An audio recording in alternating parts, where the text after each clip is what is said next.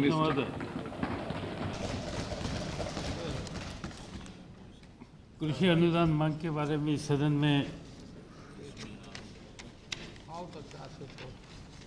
कई सम्माननीय सदस्यों ने हिस्सा ले लिया और देश की किसानों की जो समस्या है ये बड़ी गंभीरता से रखने के लिए प्रयास किया।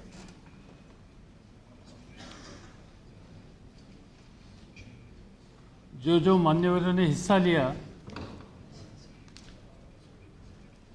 उन्होंने कई अच्छे सुझाव दे दिए। गांव की स्थिति क्या है वो सदन के सामने रखने के लिए उन्होंने कोशिश की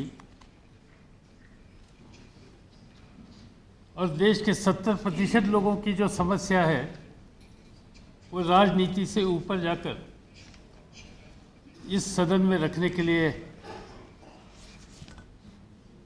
उन्होंने प्रयास किए और मुझे विश्वास है कि इस क्षेत्र में जो सुधार करने की आवश्यकता है, जो कुछ कमियां हैं वो दूर करने की आवश्यकता है। इसलिए इस सदन की चर्चा कृषि मंत्रालय को बड़ी मददगार होगी। इस देश के किसानों ने इस देश को मजबूत करने के लिए बहुत बड़ा योगदान दिया है।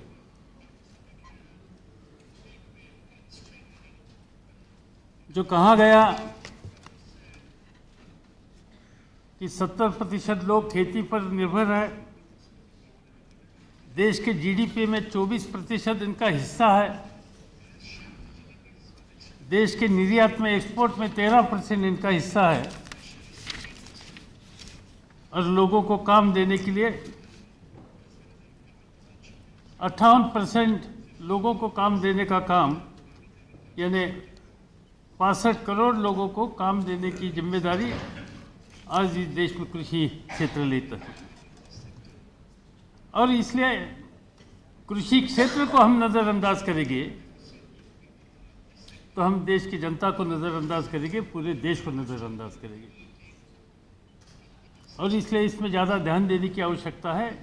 ये बात सभी सदस्यों ने यहाँ जो कही है, मान्यवरों ने कही, इनसे मैं पूरी तरह से सहमत हूँ। परिस्थिति में बहुत बदलाव लाने के लिए इस देश का किसान कामयाब हुआ है। जब हम आज़ादी के बाद इस देश की आबादी और अन्न की समस्या इस बारे में सोचते हैं तो कितना परिवर्तन हो गया इसका अंदाज़ा हम लोगों को मिलता है। 1947 में जब हिंदुस्तान की आबादी 35 करोड़ थी तब हम विदेश से अनाज लाते थे और वो स्थिति 70 साल तक रही। मुझे याद है कि 70 के आसपास मैं महाराष्ट्र राज्य में पहले बार वहाँ की सरकार में शामिल हुआ था। तब मेरे पास पोर्टफोलियो था minister of state home and public distribution, food and civil supplies, और तब बड़ा सूखा पड़ा था वहाँ। देश में अनाज की कमी थी। And as a food and civil supply minister मुझे ज़्यादा से ज़्यादा समय बॉम्बे पोर्ट में देना पड़ता था, क्योंकि विदेश से जहाज आने के लिए उनकी राह देखना, अनलोड करने का प्रबंध करना और राशन के दुकान में वो अनाज भेजना, ये परिस्थिति 1970-72 तक थी। आज कृषि के साथ साथ मेरे पास फूड मिनिस्ट्री की जिम्मेदारी है और एक बड़ी समस्या मेरे सामने है कि जो भंडार में पड़ा हुआ अनाज वो हम कैसे जल्दी से जल्दी इसका बंटवारा कर सकते हैं। 35 करोड़ आबादी थी तब हम अनाज विदेश से लाते थे। मुझे याद है कि 1958 में पूना में ऑल इंडिया कांग्रेस कमेटी की मीटिंग हुई थी और एक मैं पार्टी का छोटा कार्यकर्ता के नाते से वहाँ काम करता था और तब एस.के. पाटिल नाम के कृषि मंत्री थे, हमारे राज्य से आते थे और उन्होंने एक वहाँ स्पीच दे दिया। अपने भाषण में उन्होंने कहा कि हिंदुस्तान की जनता को अनाज के बारे में चिंता करने की आवश्यकता नहीं, क्योंकि मैं अमेरिका से जाकर PL 480 का एग्रीमेंट करके आया हूँ, अभी चाहे उतना अनाज इस देश में आएगा। ये स्थिति थी 1957। ये स्थिति हिंदुस्तान में 70 तक थी, और आज हिंदुस्तान के बहादुर किसानों ने 212 मिलियन अनाज की पैदावारी की। इस देश के आम जनता को 2 साल पूरेगा इतना अनाज हिंदुस्तान में पैदा हो गया। दुनिया को 16 देशों में अनाज पहुंचाने का काम इस साल हिंदुस्तान ने किया है। ये मेहनत हिंदुस्तान के किसानों की है, और इसलिए ये जो उत्तरदायित्व किसानों का है ये कभी हम भूल नहीं सकते। और इतनी बड़ी मेहनत, इतनी बड़ी समस्या हल करने के लिए कामयाबी वो करने के बाद आज पूरा जो डिस्कशन हम सुन रहे हैं, और इसमें 100% सच्चाई है कि देश के किसानों की, आम किसानों की स्थिति ठीक नहीं है। कई बातें इस बारे में यहाँ बताई गई। जहाँ तक उत्पादन है, प्रोडक्शन है, इसमें कई क्षेत्रों में आज हिंदुस्तान का नंबर पहला या दूसरा है। देशवासियों को यह मालूम नहीं, कुछ लोगों को, कि दुनिया में सबसे ज़्यादा दूध का उत्पादन आज हिंदुस्तान में होता है। बागवानी में दुनिया में सबसे ज़्यादा उत्पादन हिंदुस्तान में होता है। बनाना प्रोडक्शन में दुनिया में 1 नंबर का उत्पादन हिंदुस्तान में होता है। आम प्रोडक्शन में दुनिया में 1 नंबर का उत्पादन हिंदुस्तान में होता है। गेहूं और चावल का उत्पादन दुनिया में 2 नंबर का हिंदुस्तान में होता है। कम से कम 20 ऐसे इंपॉर्टेंट आइटम है कि जिसका सबसे ज़्यादा प्रोडक्शन दुनिया में आइदर फर्स्ट या सेकंड इस नंबर पर हिंदुस्तान पहुंचा है। और ये उपलब्धि हिंदुस्तान के किसान की मेहनत की है, खून पसीने की है, इससे ये सब पैदावारी देश में हुई है, और ये कभी हम भूल नहीं सकते। एक तरह हम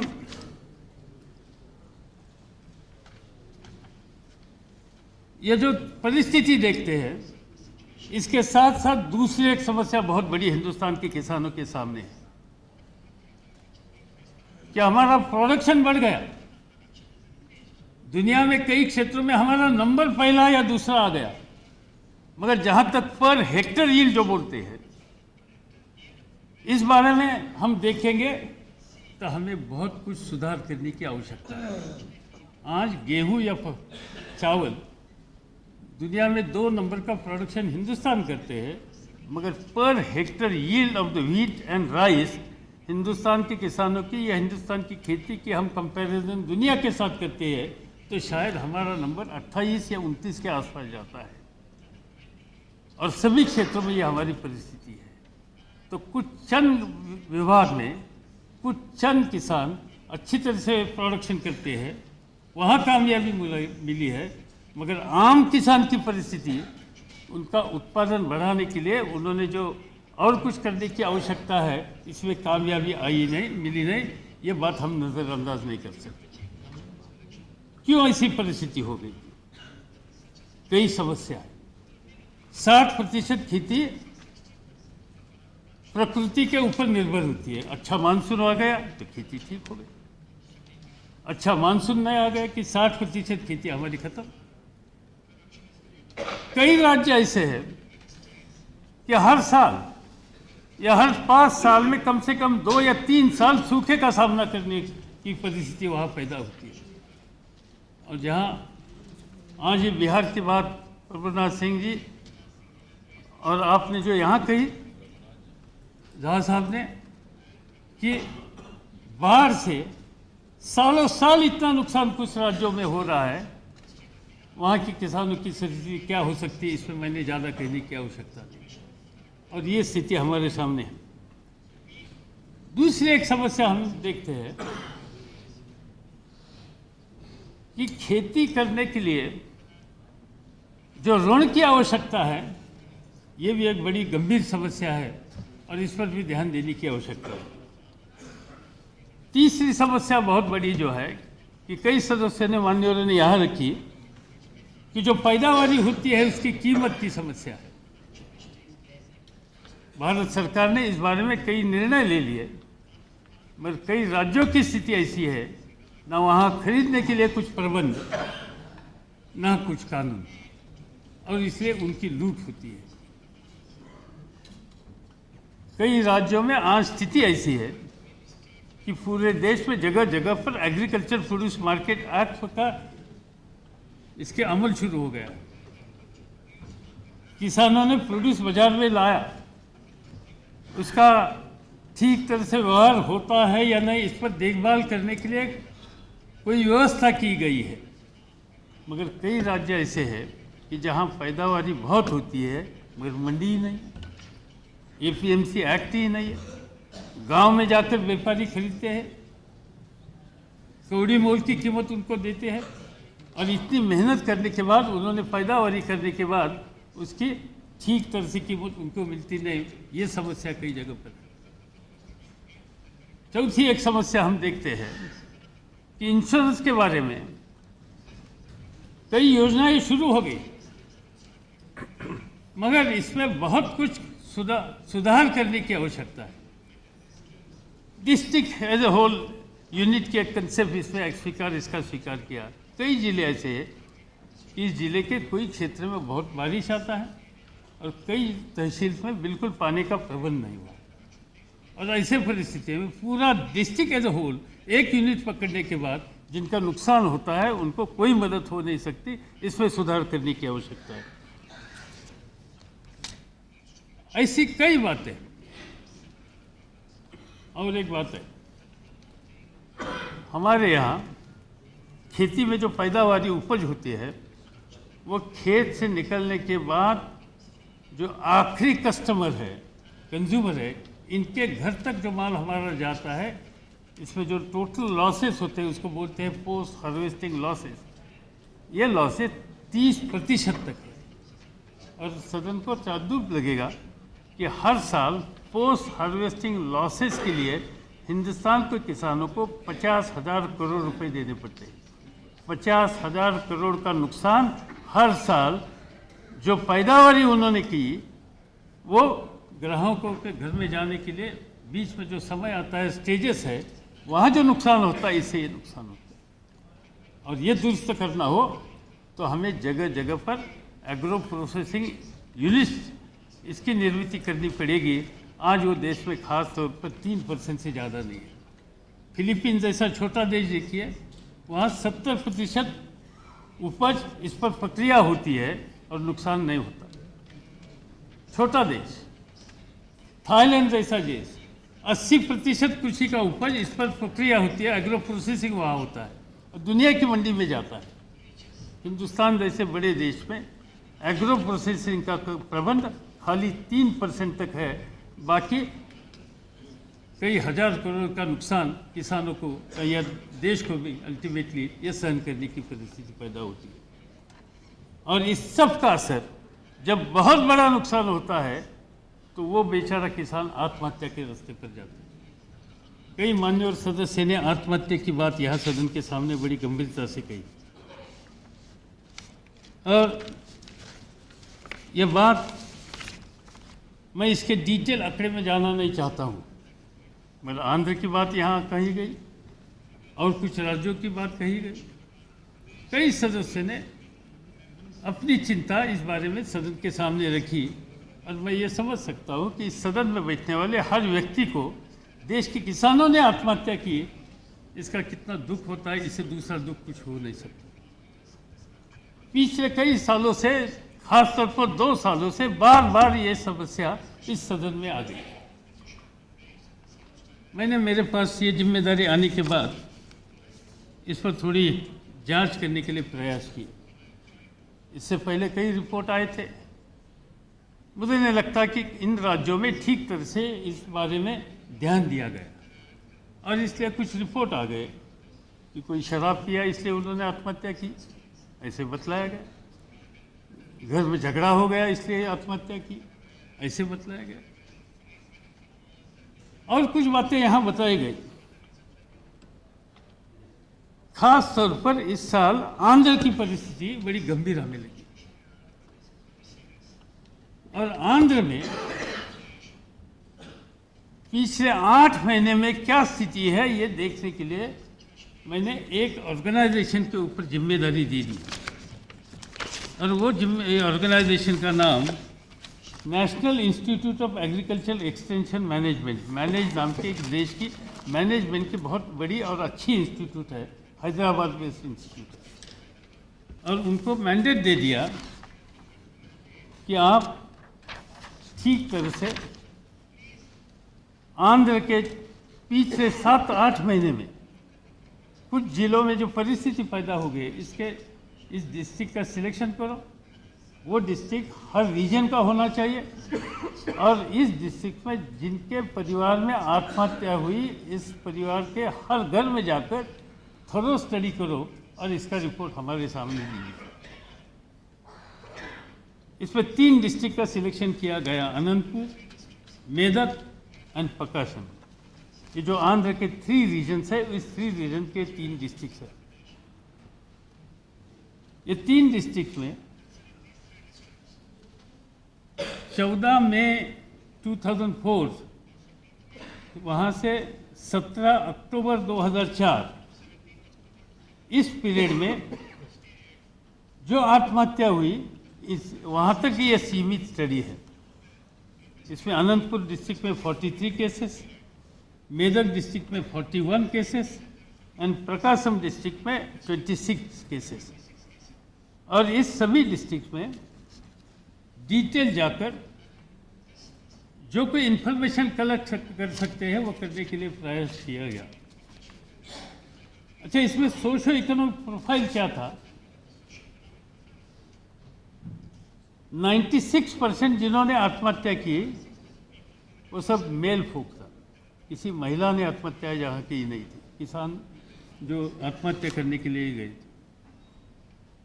अच्छा, ये सुइसाइड करने वालों में कौन सा सेक्शन था? फॉरवर्ड क्लास था, बैकवर्ड क्लास था, ट्राइबल था, दलित था।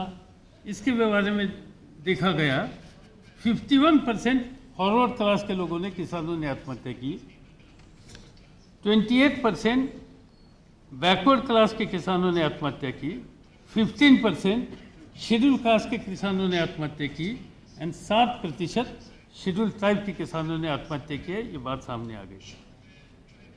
एज ग्रुप क्या था आत्महत्या करने वालों का? 80% विक्टिम्स, इनका एज ग्रुप 21 से 50 तक था। इन्हें बहुत बूढ़े लोग थे वगैरह। कुछ लोग मैंने अखबार में पढ़ा कि सरकार मदद करती है इसलिए घर के बूढ़े को बाकी परिवार के सदस्यों ने आत्महत्या करने के लिए कहा, इसलिए आत्महत्या की। इस तरह से कुछ अखबार में रिपोर्ट था। ये तो मुझे लगता है कि किसानों के बारे में एक बहुत गलत तरह से देखने की बात यह है, ये कभी होना नहीं चाहिए। और जो 80% लोग 21 या 50 इस एज ग्रुप के थे। और एक बड़ी बात सामने आ गई, 57% विक्टिम्स इलिटरेट थे। इसे भी हमें, इस क्षेत्र में हमें ध्यान देना होगा कि 57% लोग इलिटरेट हैं।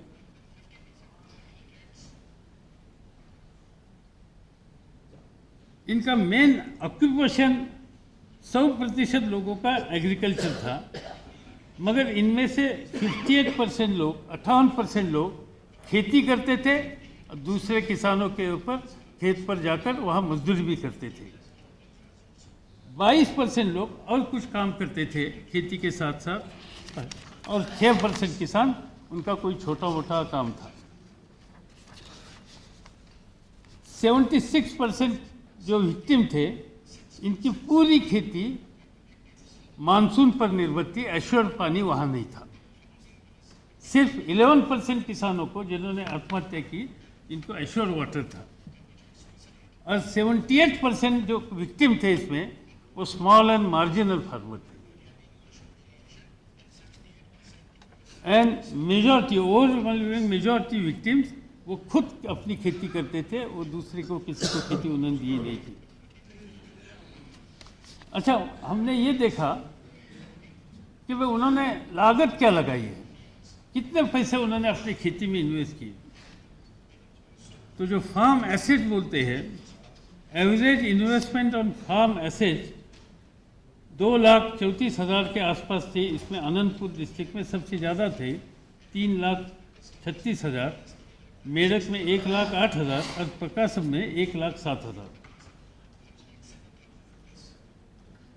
पानी ये खेती की बहुत बड़ी समस्या है और आंध्र के तीनों डिस्ट्रिक्ट में एक बात सामने आ गई कि वहाँ किसानों ने पानी का प्रबंध करने के लिए बहुत बड़े पैमाने पर पैसा ले लिया और वेल या बोरवेल के लिए उन्होंने कोशिश की और एवरेज बोरवेल के लिए उन्होंने 36,580 रुपये खर्चा किए और सबसे ज़्यादा मेरठ डिस्ट्रिक्ट में एवरेज बोरवेल के लिए 70,190 रुपये खर्चे किए गए।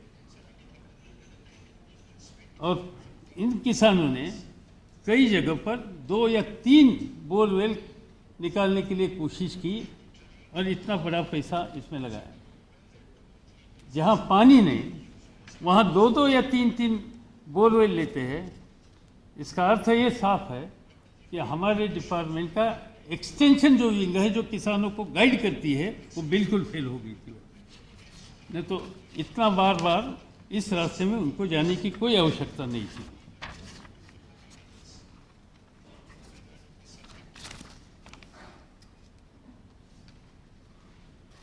इनकम के बारे में उनकी क्या स्थिति थी पिछले 3 सालों में, क्योंकि इसी सभी एरिया में 3 साल लगातार सूखा था। तो इनका इनकम के बारे में the average house hold income decline by 93% between year 2001 to 2002, 2003 and 2004। और जब डिक्लाइन इतना होता है तब डिसेविंग होता है। डिसेविंग वॉज समवॉट नियर टू 21,671 पर victim house hold during the year 2003। जो बोझ उनके सिर पर आ गया कर्जा का, तो कैसे आ गया, कहाँ से पैसे उन्होंने ले लिए? तो majority of the victims house hold borrowed money from non institutional investor. ये हम बैंक का पैसा, कोऑपरेटिव का पैसा, किसान का कर पैसा, इसमें 24% लोगों को सिर्फ जो बैंक्स, कोऑपरेटिव इंस्टीट्यूशन, इन किसान कार्ड, इसका पैसा मिला। 76% किसानों ने प्राइवेट मनी लेंडर से पैसा लिया था।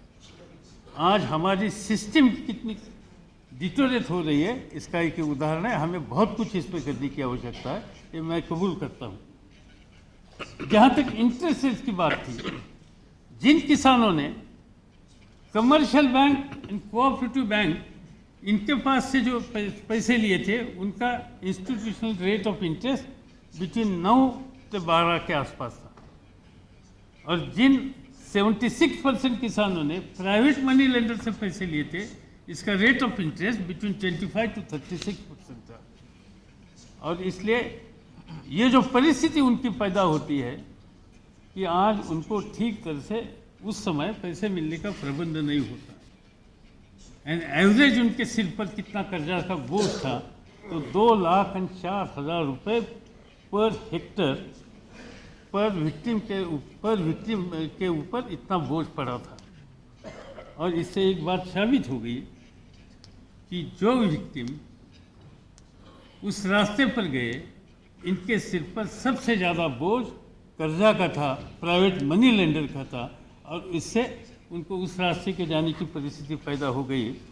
और इसलिए इस सभी परिस्थिति में हमें देखना होगा, ज़्यादा कुछ न कुछ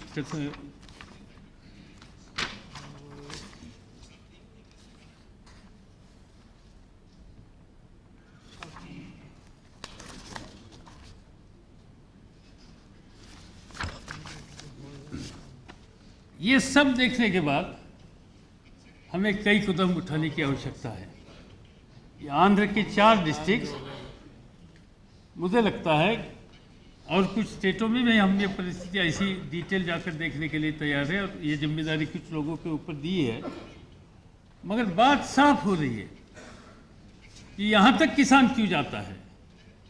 किसान यहाँ तक जाता है, एक, सूखे की परिस्थिति, पानी की समस्या हल नहीं होती, इसमें हम लोग कम प्रोविजन करते हैं, और इसका फ़ायदा किसानों को जो चाहिए वो लेने की परिस्थिति उनकी पैदा नहीं होती।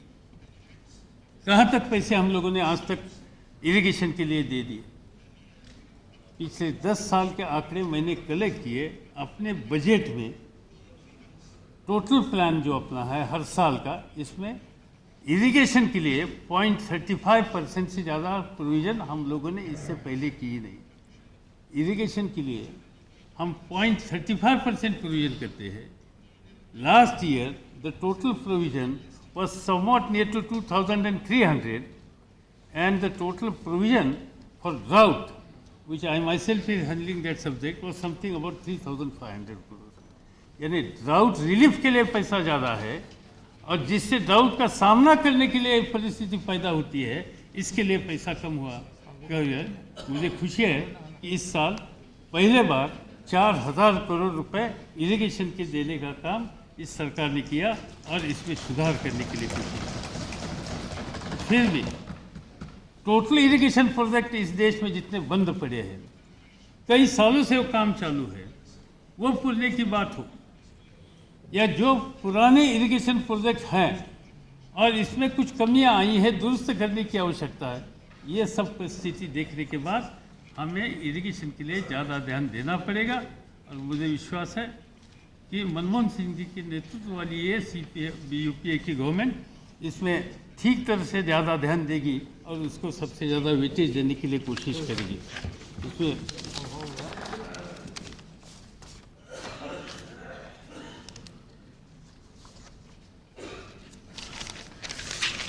एक बात यहाँ कही गई, खेती के लिए जो पैदावारी पैदा होती है खेती से, इसकी कीमत के लिए कई सालों से जो एग्रीकल्चर प्राइस कमीशन है, ये सिस्टम इस देश में इसका स्वीकार हमने किया है, इसकी गाइडलाइन तैयार की है।